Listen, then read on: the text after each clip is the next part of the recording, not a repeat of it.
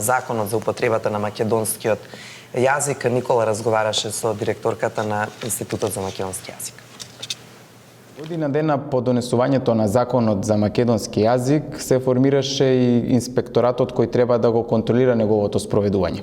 Со изборот на новата директорка конечно се очекува да се започне со спроведување на сите оние одредби.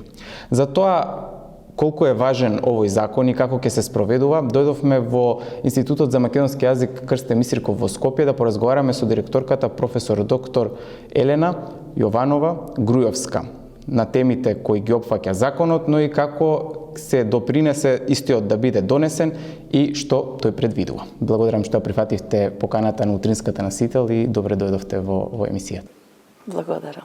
Во донесувањето на законот беа вклучени многу научни инстанции со цел да се донесе еден закон кој навистина ќе го афирмира македонскиот јазик како наше културно богатство, што и самиот закон го определува како нематеријално културно богатство.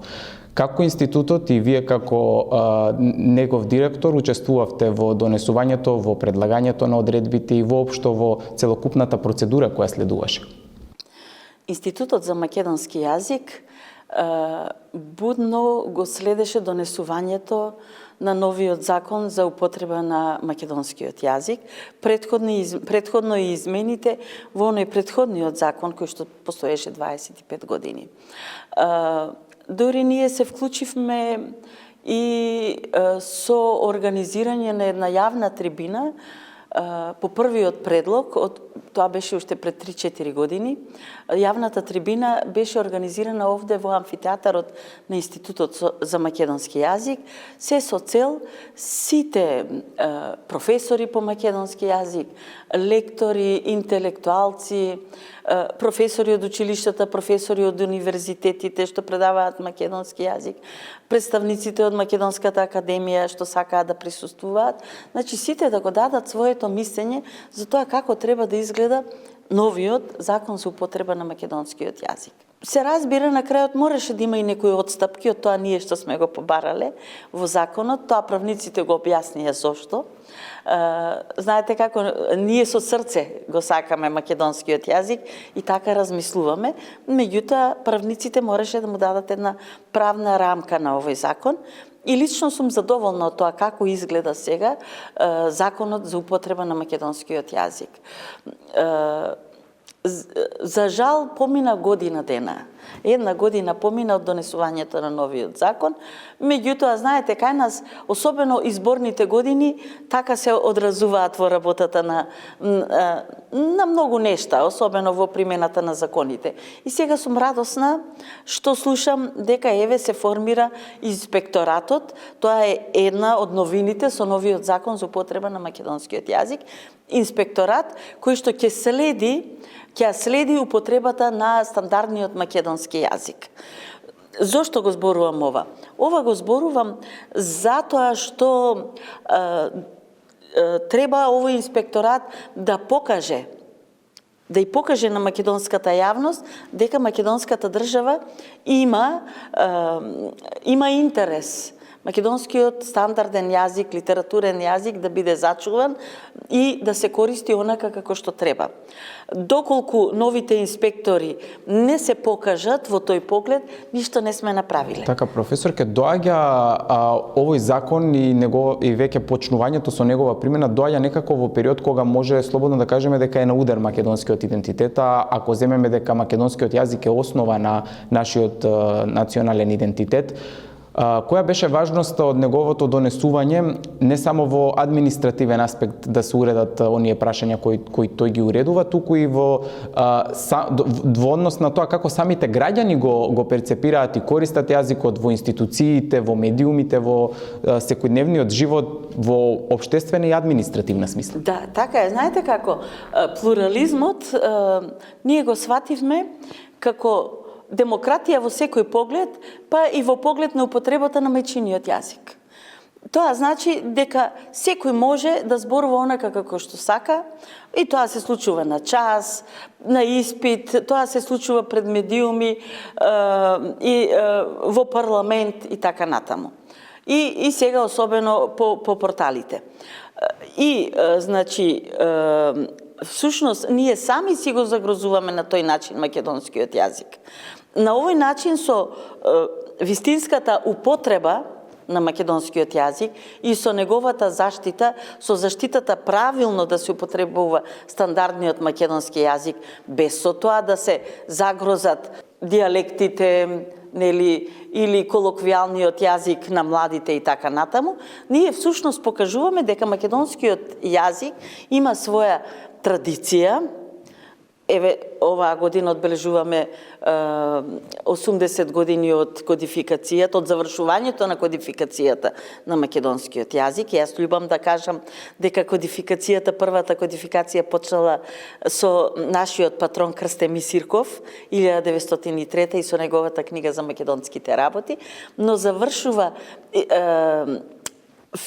крајот од 1944 првото заседание на АСНОМ, кога се донесува одлука македонскиот јазик да биде службен јазик во новата македонска држава. И до 1945 на 5 мај донесена е азбуката, на 7 јуни правописот и со тоа се заокружува кодификацијата на македонскиот јазик. Но тоа не остава да бидеме рамнодушни и особено во плурализмот да дозволивме сите можни елементи, сите можни зборови што од некаде ќе се појават да ни влезат во литературниот јазик, во стандардот. И во претходниот одговор говоревте колку е важен литературниот јазик, стандардизацијата, кодификацијата на истиот.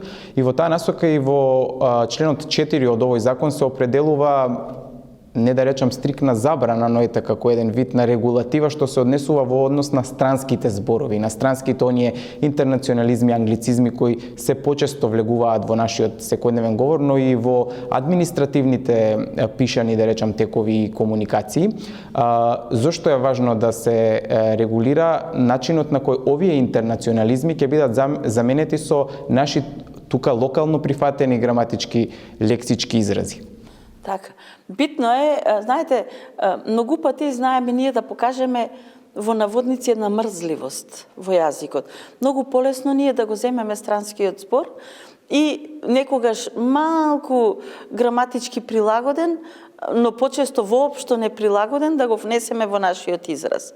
И така ни се случува постојано нови и нови зборови. Пак е младата генерација сега се појави една мода на употреба на англизми, па дури и цели англиски реченици во комуникација.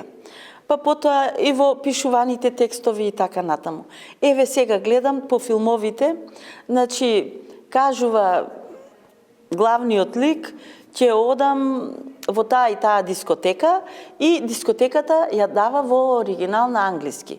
Тоа не се случува кај нас, не е по нашиот правопис.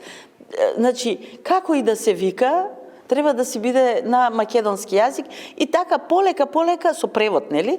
Полека нам ни се случува всушност влез, наплив на странски зборови. Тука мора да бидеме поригорозни. Вчера читав дека има за порталите, ми се чини, нов закон се носи, во кој што стои двајца или еден вработени и така натаму. Никаде не прочитав да стои дека се обврзани нивните содржини што ги објавуваат да бидат лекторирани. Никаде тоа не го видов. А на работата на инспекторатот е потоа да внимава и потоа можеби дури ќе имаме и казни или ќе влеземе во една сива зона дали тие смеат да го сквернават македонскиот јазик или не смеат. Затоа што секој нелекториран текст е всушност начин на модел на сквернавање, обид за сквернавање. Тука е потоа опасноста. Значи, доколку ние дозволиме, младиве генерации што доаѓаат, полека ќе ги прифатат зборовите и ќе ги заборават зборовите што ни се оставени нам од нашите родители, баби, дедовци, прабаби, прадедовци и така натаму. Затоа што овој јазик си има своји корени од 9 век наваму. Така, дали сметате дека, еве, можеби ги споменавте и младите, дали сметате дека и самиот инспекторат ќе има доволно од каде да црпи кадри со оглед на тоа што е некако и филолошката насока односно насоката за македонски јазик, книжевност и култура на Филолошкиот факултет некако опаѓа со интересот во последно време. Ќе има ли од каде инспекторатот и оваа држава да црпи нови кадри, како ќе се заштити македонскиот јазик од новите генерации кои можеби го губат интересот? Видете, се случи 10 на 15 години нашите студенти што студираа македонски јазик или македонски јазик и книжевност да седат без работа и на крајот да работат како продавачки по продавниците, да работат што било, нешто друго, меѓутоа никако да го заработат парчето леп со својата диплома. Не можат сите да влезат во настава. Ако се каже дека по сите јавни установи се распишуваат огласи за вработување на лектор, значи јавни установи во централната власт, во локалната власт, во сите телевизии, радија, потоа дека е потребно покривање во издавачките куќи да има и така натаму, и дека треба квалитетни лектори. Некако досега, потоа ќе зборуваме како досега се случува, што се правеше, да се покрие тој дел. Земавме текстови објавени на универзитет, по факултети, по важни институции, подпишано од фирма, нели, со лектор тој и тој. Значи се користеше, се злоупотребуваше името на познати лектори, а прашање е дали воопшто некој ги гледаше тие книги.